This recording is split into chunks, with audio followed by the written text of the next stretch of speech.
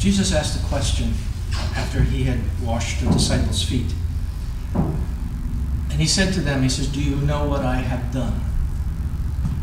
And following his example, I have done that same thing. Do you know what I have done? As priest, I am seen as, quote, shepherd over you in some way, shape, or form. But that's not the way it is supposed to be.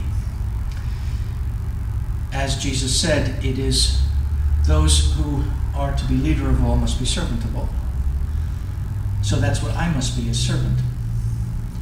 And I want to read you a quote from Fulton Sheen, who is one of my spiritual heroes. In his book, That Tremendous Love, he talks about the foot washing.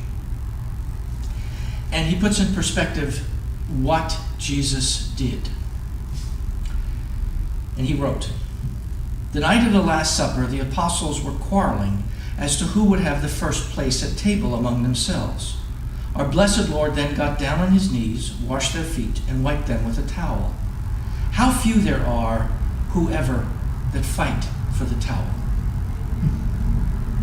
They were fighting over who was going to be first, who was going to be in a place of honor, who was going to be lifted up.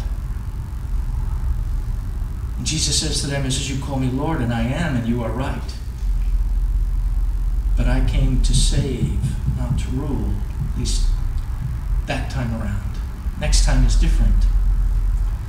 So when we look at this, remember that in the foot washing, that is what we are to do for each other, to take that place of humility below and serve others so that they can be risen up.